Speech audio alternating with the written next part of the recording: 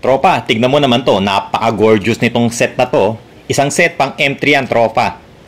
Nilagyan natin ng burnt titanium effect. Nilagyan ko rin yan ng kaunting TIG weld effect. Nasa ganon, medyo maangas yung datingan nito.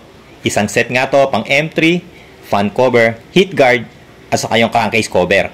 Watch mo yung buong video, tropa, para malaman mo kung paano natin ginawa ito at kung ano-anong kulay ng mga Samurai Paint ang ginamit natin. Big thanks sa Samurai Paint Philippines at sa Posh Motorcycle Shop. Tara, tropa, simulan natin to para makita mo na kung paano ginawa. Alright, game! At eto na nga ang set natin ng M3. Luma na to, dating naka-carbon hydro dip, tropa. So kung mapapansin nyo, no, naka-carbon siya, pero luma na nga, nagsawa na tayo. So papalitan natin to ng design. Ngayon, nagbubuga tayo ng primer. Ginamitan natin to ng Surfacer UCH210. At nang matuyo na yung primer natin, nagbuga naman tayo ng silver. Ang ginamit ko dito, tropa, no, is sparkling silver 391701. 3 coats ang nilagay ko rito para sa ganon, pantay na pantay yung pagka-silver niya. Tapos magmamasking na tayo, tropa. So ganito lang ang ginagawa ko kapag gagawa ng mga TIG weld effect. So kailangan natin masking, tapos ikakat natin yung mga gilid niyan. Dapat medyo kurba-kurba siya, tropa. Dapat hindi yan diretsyong-diretso. Nang sa ganon, medyo realistic yung dating nung TIG weld natin. So ayan, meron na tayong pattern. Ibig sabihin, ito na yung dadaanan ng TIG weld natin. At ngayon, mag-start na tayo magkulay. Mag-airbrush na tayo, tropa. So ang una natin ginamit dito, candy blue. Ito yung marine blue Y139, tropa. So magtataka kayo, no, airbrush ang gamit ko pero samurai paint. Yung samurai paint, isinasalin ko lang yan sa maliit na canister, tapos isinasalin ko dito sa airbrush ko na sa ganon magamit ko.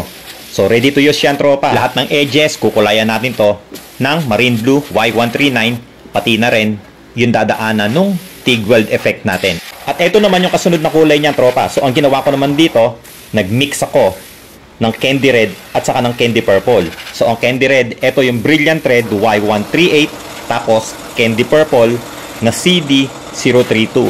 So kaya kung mapapansin nyo, no, mamula-mula, tapos lumalaban yung pagka-violet niya. At ang panghuling kulay, candy yellow.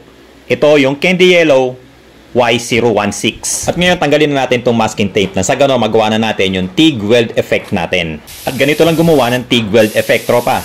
Gamit ang kapirasong papel, tapos kinurbahan ko yung dulo.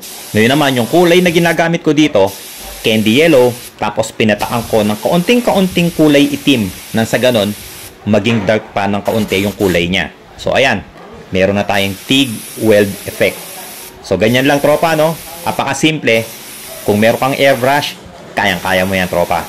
Tapos lagyan na rin natin ng logo. Ginamitan natin to ng vinyl cutout sticker. Nilagyan natin Daily Budol, Aray, Diskarte, at saka yung logo ng Safe. Nasa ganon, mas umangas pa itong project natin. At ngayon, kukulayan na natin to. Gamit ulit yung tatlong kulay na ginamit natin sa burnt titanium effect natin dun sa mga gilid-gilid. Syempre, dapat maglagay tayo ng cover. Nasa ganon, hindi magkaroon ng overspray kapag ka nag-airbrush na tayo. Syempre, pinatuyo natin yan, tropa. Kaya naman ngayon, pwede na tayong magbaklas nitong vinyl cutout sticker natin. So, eto na yung kulay at yung logo ng Daily Budol natin. Ito na, tropa, oh. Pakaangas. At eto na yung project natin, tropa. Silipin muna natin bago tayo mag-apply ng top coat clear. So, ayan, ano, meron tayong Daily Budol, Diskarte, Safe, at saka yung Aray na logo. At yung kulay, tropa, titanium. At ito na nga, nagbubuga na tayo ng top coat clear, tropa. So, ang ginamit natin dito, K1K clear. At ang diskarte natin, nagbuga tayo, 3 coats ng K1K clear, pinatuyong mabuti, tapos nag-wet sanding ako, number 800 ang ginamit ko. And then, eto na, last and final coat na, itong ibinubuga natin. Eto na, finish na, tropa. Eto na yung set natin ng MIUI 125 na heat guard, fan cover, at saka itong crankcase cover na naka-burnt titanium effect. Syempre, samurai paint yan, tropa. Tignan mo naman yung kulay. Apakaangas. So, ayan, tropa, no? Sana nakakuha kayo ng idea.